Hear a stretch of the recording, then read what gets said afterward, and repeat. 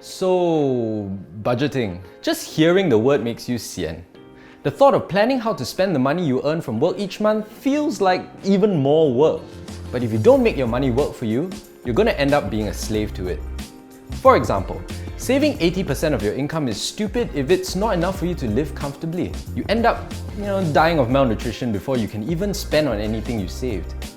Budgeting must suit your personality and lifestyle or it'll never work for you. Plus, if you're not committed to a budget, you're more likely to give up on it. So if you've never planned a budget before, here's a simple 5-step salary budgeting guide to help you through allocating your income. Step 1. Set financial goals. Having a quantifiable goal to work towards can make a huge difference to how you save and spend money. And we're serious about being quantifiable. So don't set goals like, I want to be filthy rich and swim in money, but set goals that are more like, I want to buy a flat by the age of 35. Just remember to give yourself a reasonable timeline to do so. Buying a flat by 35 is legit possible if you're 25, but quite impossible if you're 34. And your 35th birthday is like tomorrow. Step 2. Set up a different bank account to transfer your savings to. Most people have separate bank accounts for different purposes, usually one for daily expenses and another for saving money.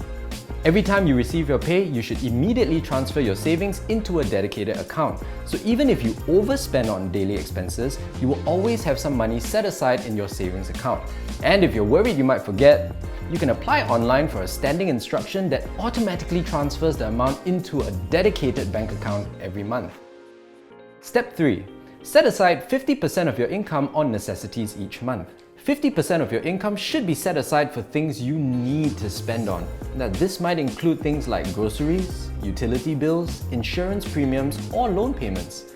This also means trying to make sure that these necessary payments each month are kept to 50% of your income. As Singaporeans, a percentage of your income has to make its way into your CPF account. So let's not bother about that and focus on the real income, the money that you can actually touch. For example, let's say you earn $3,500 every month. And after CPF deduction of 20%, your real income is $2,800. Here's a quick breakdown of what that actually looks like.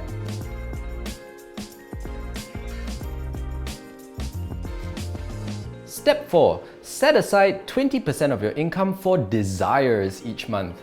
Now that the first 50% is allocated, give yourself 20% of your income to just go wild. Since this amount is set aside for your desires, spend it on whatever you want. This can be on entertainment like movies, shopping, eating out, karaoke, overpriced coffee, and even more overpriced macaroons.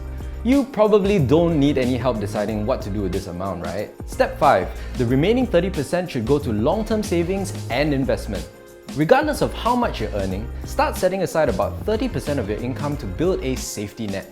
In order of priority, 10% should go into your emergency fund, 10% into insurance, and the last 10% on long-term investments. 10% of your savings should go into an emergency fund. An emergency fund is going to tide you over when you're in between jobs or you come down with a medical condition.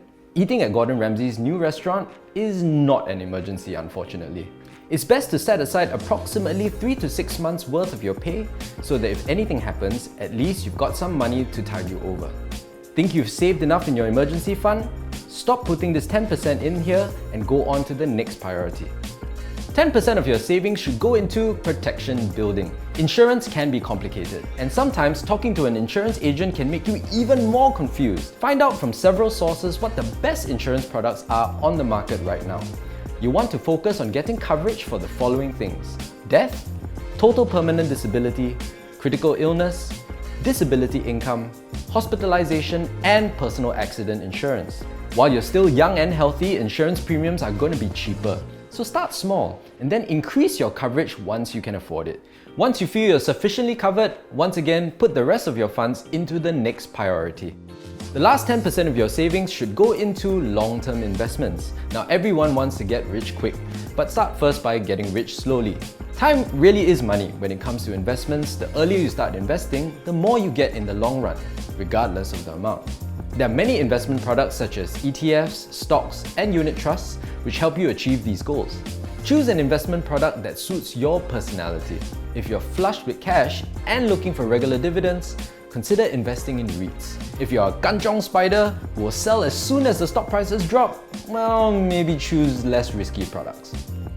Budgeting your income can be much easier if you do it step by step. Step 1. Set quantifiable financial goals. Step 2. Split your income into different bank accounts. Step 3. No more than 50% of your income spent on necessities. Step 4. Only spend about 20% on entertainment and other hobbies. Step 5. Make sure the remaining 30% goes into long-term savings and investments. Just follow these simple steps and you're gonna be in good shape.